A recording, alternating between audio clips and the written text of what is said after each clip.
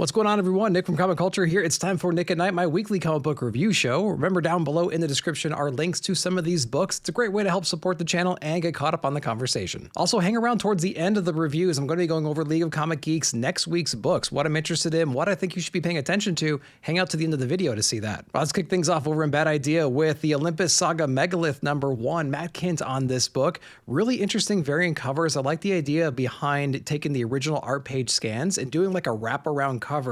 There's probably 30 or so different variant covers. I think it's every single page inside the book. So pretty cool idea for issue #1. Now it is a kaiju book. They take a little bit of a different approach than what you might think. We focus a lot on this cop going about his daily business. He's in the subway system. He's dealing with all that stuff going on down there.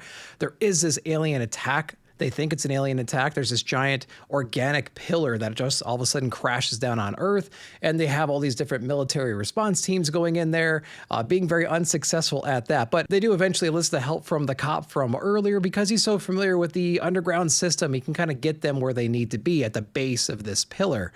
I think the storytelling was handled really well. There was this cool distraction of what you think the story is going to be. Like, we're going to follow on with this cop. We're going to like this character. We're going to see like a day in the life of this person.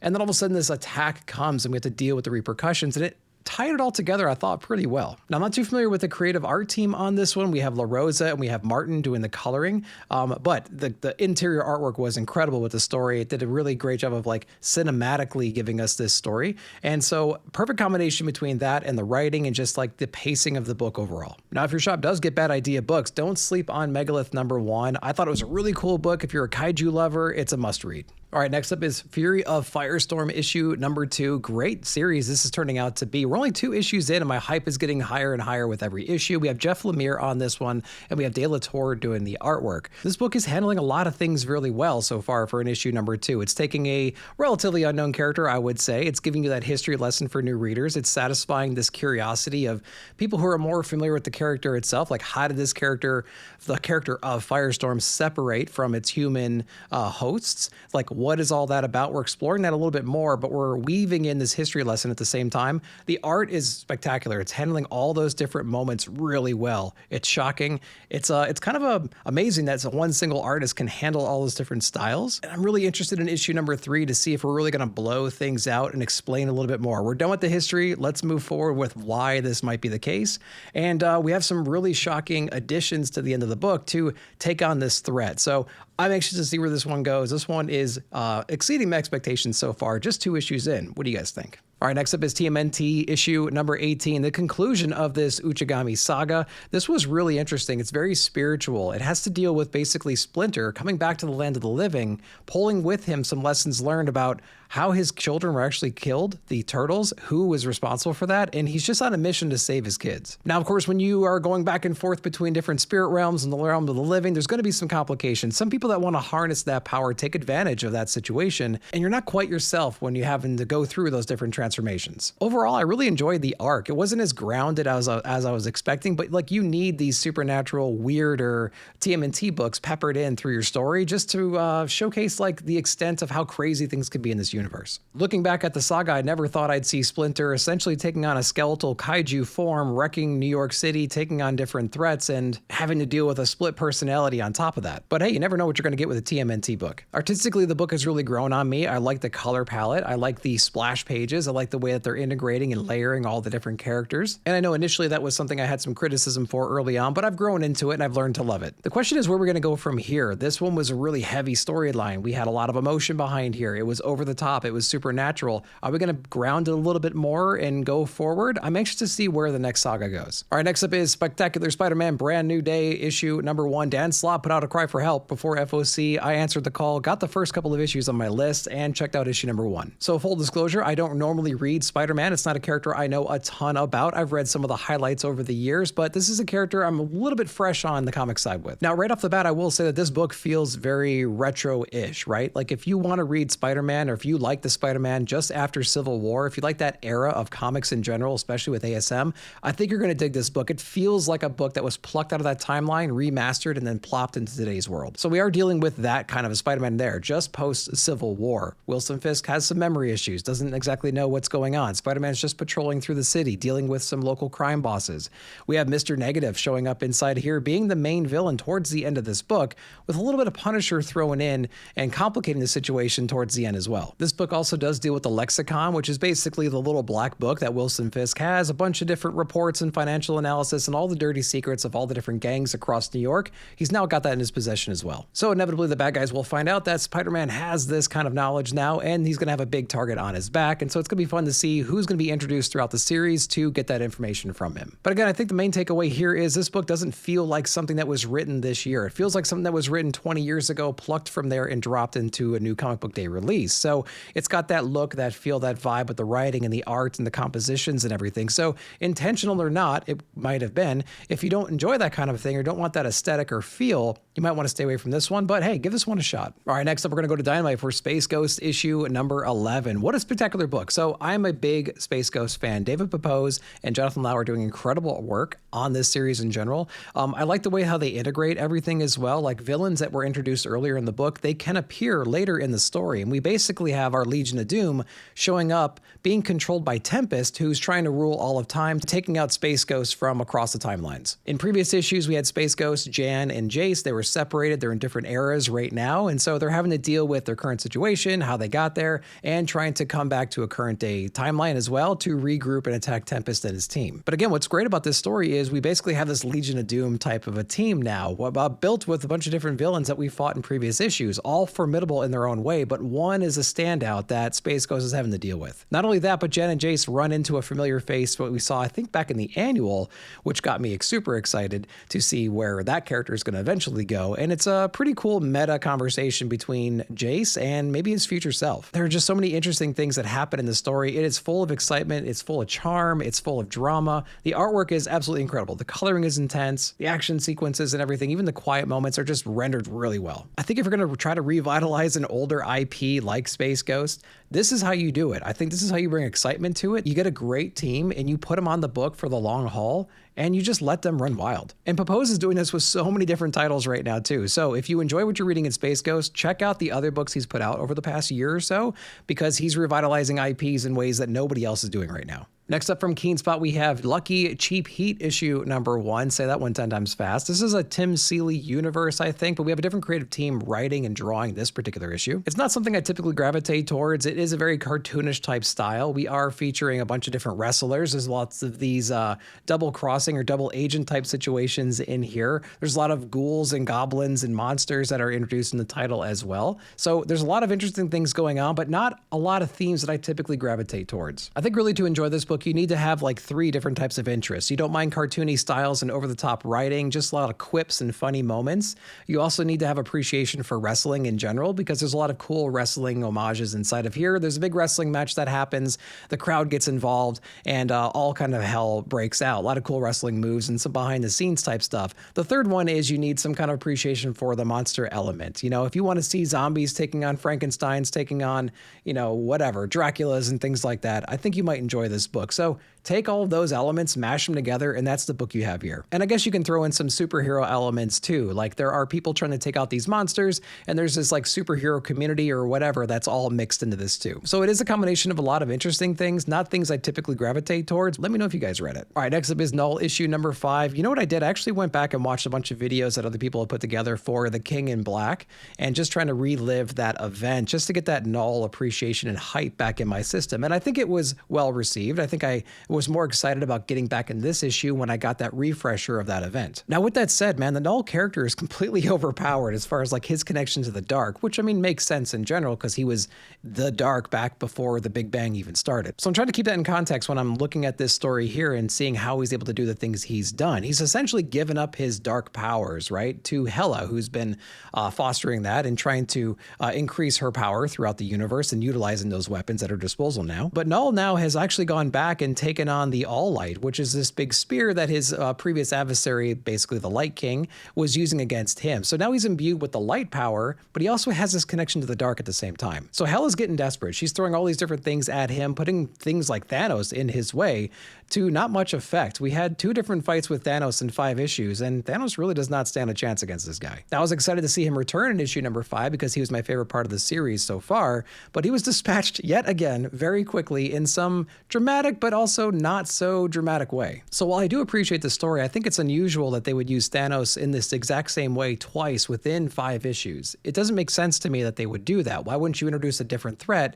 and then follow through with that, pull Thanos in later to be more of an impactful statement? Why rinse and repeat within 2 issues of each other? Not entirely sure that was a great idea there. With that said, the artwork is pretty solid in this book. It is cosmic, it's insane. There's lots of powers on display, a lot of light and dark contrasts and things like that. Hela's portrayed really well. The character designs are interesting.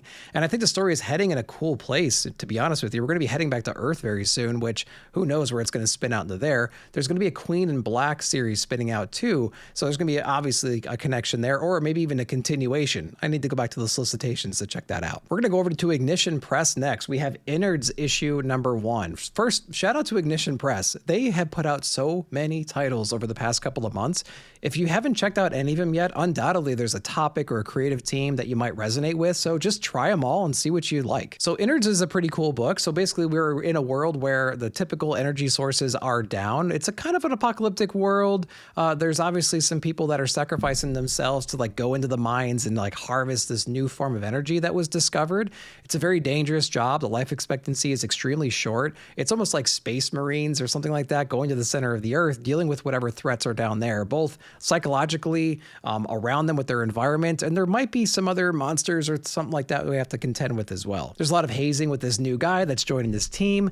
There's a recent loss in that team we're having to deal with as well. So there's a lot of cool team dynamics. Like this person's going to portray this kind of personality in the team, and that one's going to be the tough guy, and she's going to be the boss, and things like that. So a lot of familiar archetypes are seen in the characters, and that's kind of unavoidable with a book like this, but it was cool that they played into that too. There's also a whole lot of mystery about the underground scene. They know as much as they know. They know they can harvest this material and get out of there, but there's going to be some threats they're introducing, and they kind of hint at that towards the end of this issue. I did really enjoy the artwork. It is cartoony. There is a lot of moments of just like levity and whatnot, but there's some serious dramatic parts in here. I think the coloring has a lot to do with that too. It is underground. There's lots of lamps and flashlight action going on, but I think like the character designs, the suits they wear, the equipment they use, the environments that they're in, this like future state mining kind of operation, I think was drawn really well and colored really well. So it puts you right into that scene in a really natural way. So like I said, man, check out everything Ignition Press. They're putting out so many different books right now. There's undoubtedly, like I said, a team or a theme that you might resonate with. So check them all out. All right, let's go over to Geiger issue number 23 next. My favorite Ghost Machine book on the shelves right now. Man, we're dealing with a lot of timey-wimey stuff in the recent issues with the Northerner coming in. We have the time tank entering the battlefield,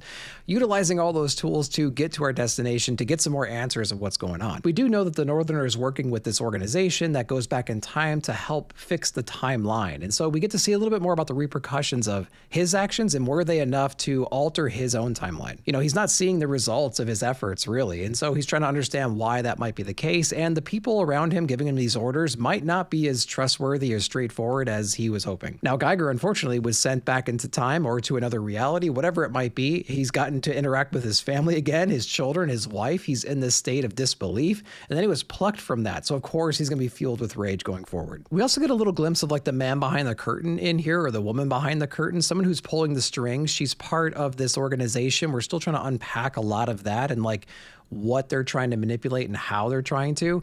We are now separated. The Northerner and the Geiger are now separated, so we're going to be going on our own. We're going to be leading into a Junkyard Joe type arc in the near future, which I am really excited for. If you have not gone back and read the 5-issue, I think it is, maybe 6-issue Junkyard Joe series that came out a couple of years ago, you have to do that. Go back and read that, and you'll get caught up and you'll have all the context for this next arc in Geiger. All right, next up, we're going to go over to Oni Press. We have Destination Kill issue number 1. Joe Palmer is doing the writing and the art for the story. First off, great sense of design for the cover itself. It's cartoony, it's explosive, great coloring and everything. It definitely stands out on the shelf, so that's what caught my eye initially. It's a pretty original story on top of everything. It's set into the not too distant future. We are dealing with a lot of corruption in like the industry of like construction and everything, and how it ties into politics and how it ties to economics and whatnot. We are following this one woman in like the police force, and she's going about her day-to-day life as being a police officer. And she's also going on this trip, and this trip is actually sabotaged by these groups trying to take advantage of everything. And it turns into this like mystery of who's really corrupting everything else and who's aligned with whoever. It's really full of like over-the-top characters. And of course, there's some tropey things about like ex-partners coming back and fulfilling different roles and whatnot. So there's a lot of cool things happening inside the story. The artwork, again, it reminds me of watching something like, not like the Powerpuff Girls, but like jagged edges on everything and not so cutesy. It has that same aesthetic to it. So our main protagonist, she'll continue to explore this mystery unit that's been sabotaging this railway system. And there's obviously some corruption that's going to be uncovered as we go throughout the series. I'm not entirely sure if it's a book I want to continue reading. I had a good enough time with issue number 1, but it didn't quite blow me away and doesn't feel like something I really kind of want the answer to, if that makes sense. I don't know. I bet a lot of you guys read this one. Let me know your thoughts. Next up is Brett Bean's Dork issue number 4. It's a series that's been growing on me, especially if you've been following along my reviews from issue number 1. Pretty critical of issue number 1 and maybe even issue number 2. It took me about issue number 3 to realize like, okay, I could stop. I could put all this negative baggage down and just enjoy what I have in front of me, right? And so that's where I am with this series, and I quite enjoyed issue number 4. It's full of satire, it's full of comedy and outrageous situations. Dork is essentially with his companions right now, traveling through the land, trying just to get to the next destination, trying to find that next person on his way to fulfilling his mission, and he's running into all kinds of colorful characters along the way. In this particular issue, Dork and his companions do come across a giant chihuahua monster in the woods.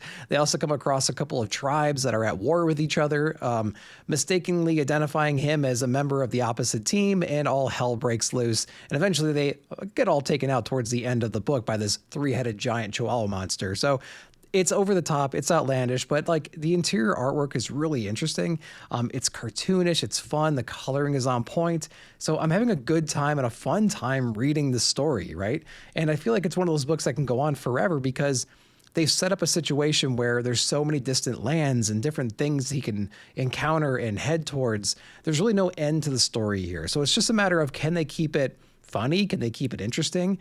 Can they keep introducing new characters and evolving this character over time so we don't get bored? Only time will tell, but hey, I'm along for the ride and enjoying it so far. All right, next up, we're going to go over to Bleeding Hearts from DC Vertigo. We have issue number 4. Dennis Kemp on this one, and we have Morian doing the art. We have Hollingsworth on the colors.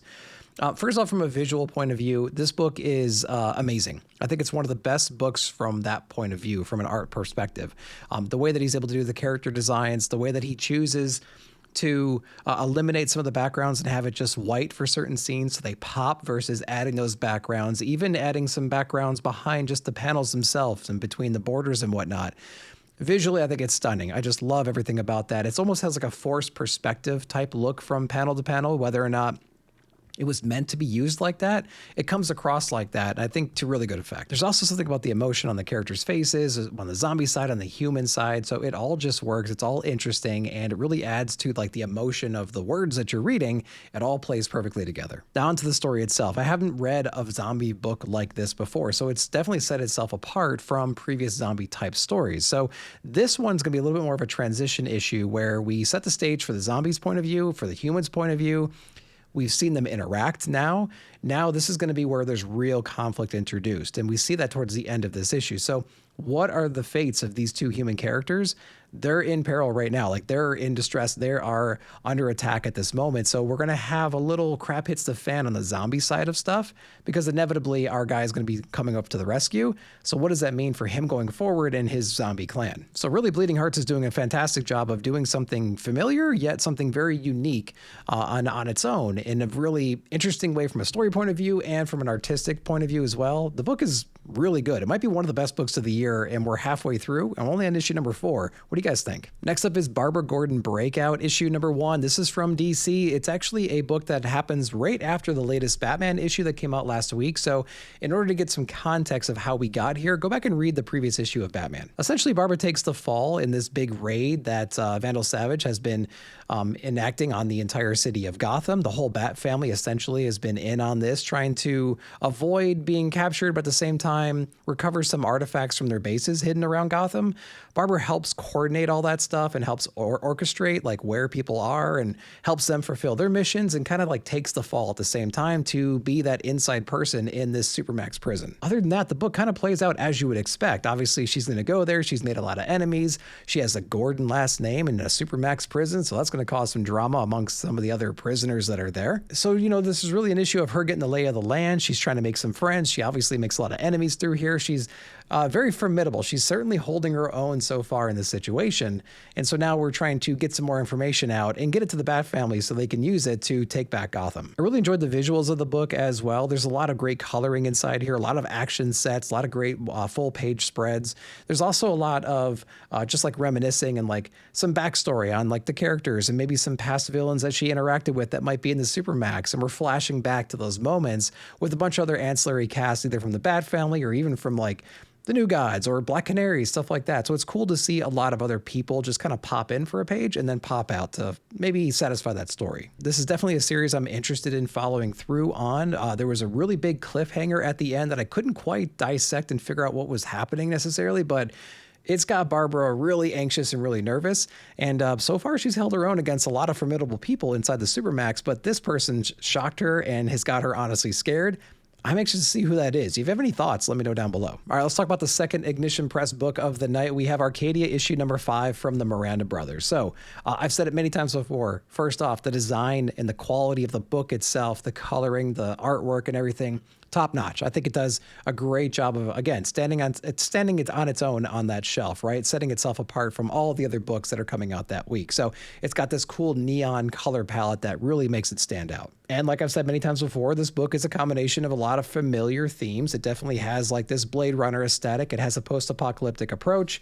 It definitely has like a Tron element there. There's a couple moments of like Akira thrown into the book as well, but it's its own thing on top of all of that. What's really cool about this particular issue, maybe even the previous one, is we are leaving our familiar home area and the threats around there. We're going out into the world. We're exploring what's happening across different areas of the landscape around our main base. And so we're having to deal with new threats, right? We're having to go into the city. We're having to deal with this smoke that's been enveloped the entire city, and it's poisonous to the people who breathe it. There's alien races that are executing people. There's a lot of threats we haven't seen yet in this series that are on display here. So now we really have to weigh the options. It's like, do we fulfill our mission? Do we keep going forward? Do we want to go against the odds and go through all these roadblocks, or do we kind of sit back and try to figure out something else? And so we're going to be seeing what the decisions are in the future issues. There is some interesting things happening with the pacing of this book. I think we jump a little bit too much inside the story itself. There's some leaps in just like the fluidity of the storytelling.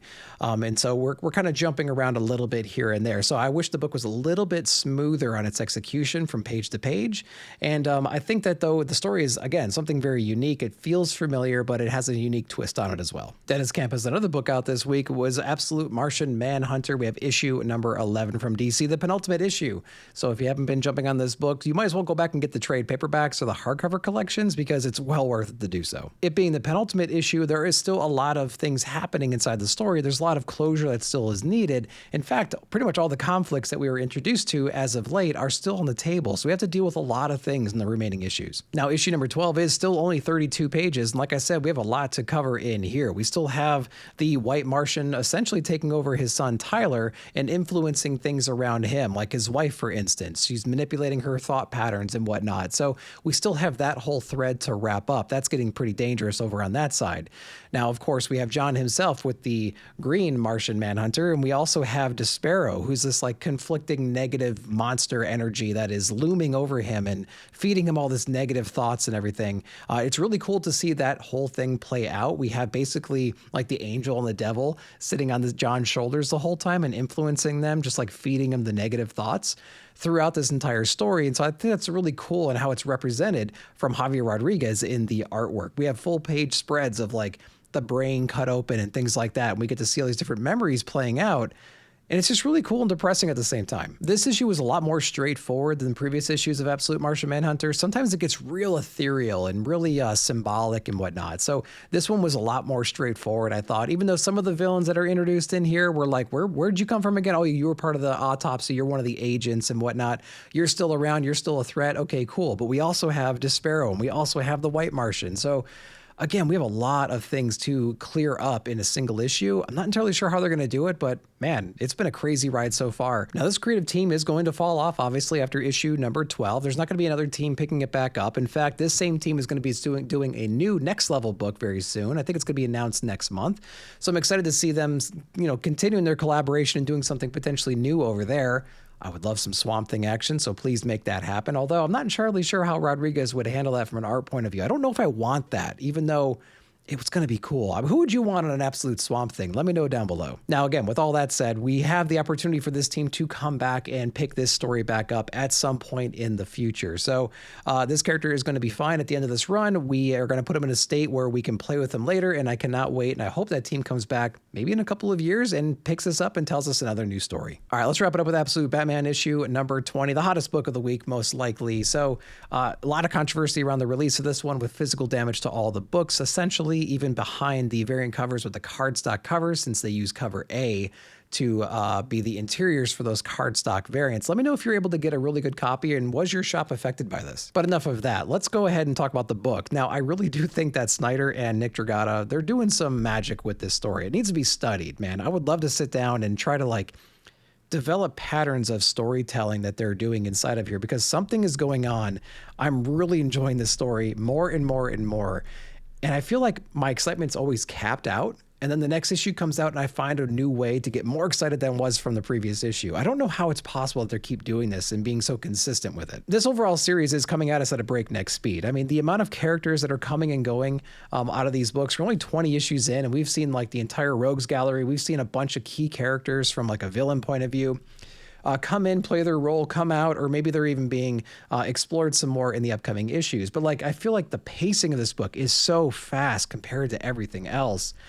It's really hard to keep up, but at the same time, it's never boring or it's not too much. You know what I'm saying? The way that they're able to reinvent who the Batman character is and how he was traumatized by the early events in his life, the way that they're able to flip things around and surprise you with deaths of different characters and him teaming up with other characters that you wouldn't have expected. Just the twists and turns of the norm that we have with Batman is what's keeping this really interesting. And I'm wondering if that's a bad thing or if that's a cheat code or something cheap, right? Taking something that we all know the foundation of, and just tweaking a couple things to make them more interesting.